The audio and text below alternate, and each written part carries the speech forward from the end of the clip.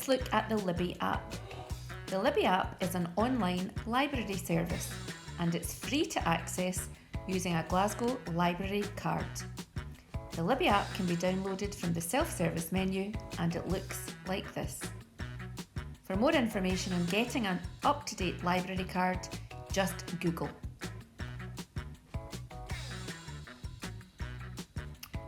The Libby app has a wide selection of texts.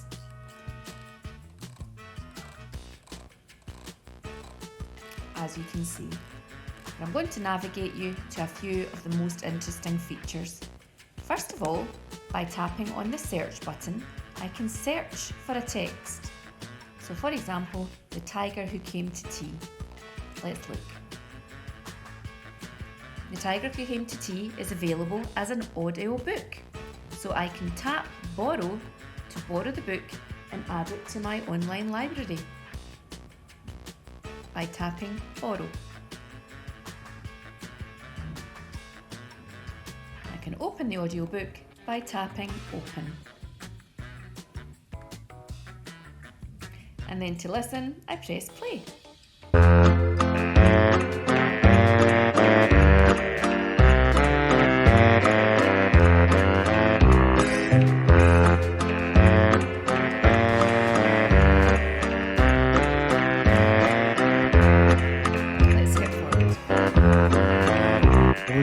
Said, I wonder who that can be. It can't be the milkman, because he came this morning. And it can't be the boy.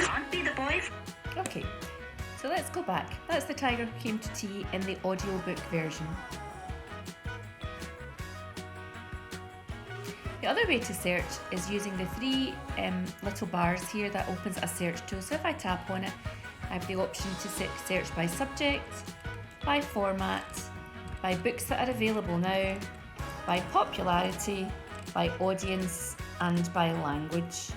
So I'm going to first of all check the language function, the language books that are available. So I'm going to tap on Spanish and then tap on Show 357 titles.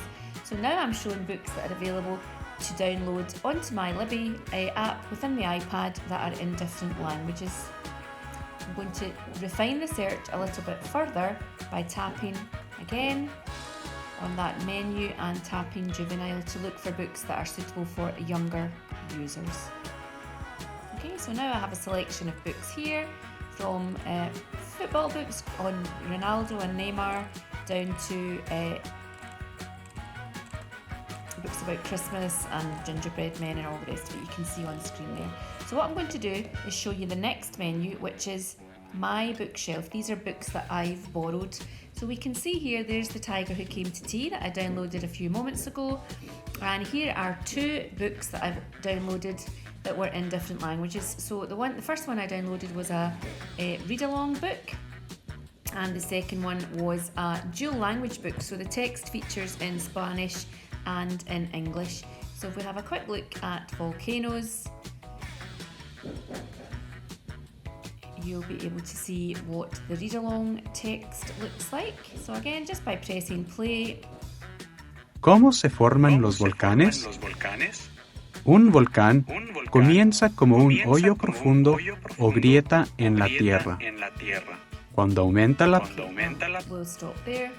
And again, if I press back, I'm going back to my library shelf, and just to show you the dual language text that's available. So Tilly the Turtle, and you can see Todd es mi mejor amigo.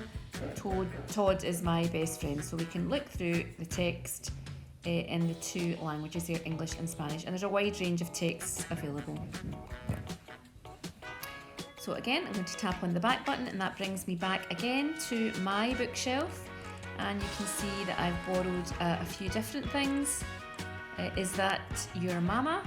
The book by Patrice Lawrence, and Anne Heritage's the non-fiction book about winter. I want to draw your attention to the magazine rack though, because that's a really good way to access magazines, which can be quite expensive for youngsters these days. So there's a whole range of magazines available to use, to borrow. This one is the National Geographic Little Kids. and you can see here that we can just browse. We can browse the magazine and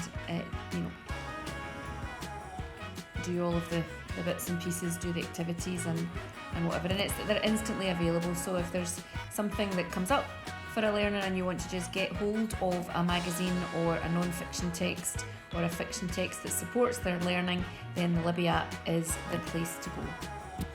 Again, we'll just before I check back there, I'll just draw your attention to this little menu here, which allows you to do a few different things within the text. So you can tap on here and it will just bring up one page at a time for you to look at. You can tap on zoom and that will increase the size of the text briefly for you.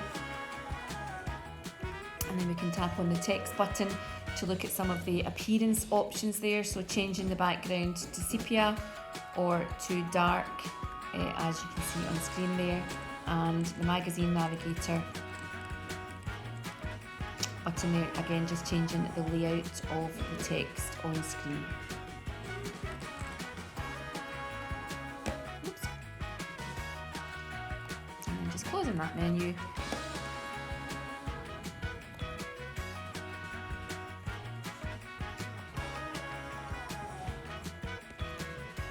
To bring us back. Okay, so we're going to go back again, and that takes us back to my bookshelf. You'll also notice that the bookshelf will tell you when you borrowed the book and when it's due, so it automatically just returns it to Glasgow City Libraries when it's due, so there's never any need for you to remember when things are due to go back. It's an automatic function. So that's the Libby app, and I would really recommend you having a look at it with your learners, getting to grips with the different menus, the different search functions there, just like I said. So searching by popularity, books, magazines, audiobooks, read-alongs, what's available now, changing the audience age so that you can get a really specific search there, search by subject, and searching of course by language. So it's a great app, I would encourage you to use it, and I do hope you have fun using the Libby app.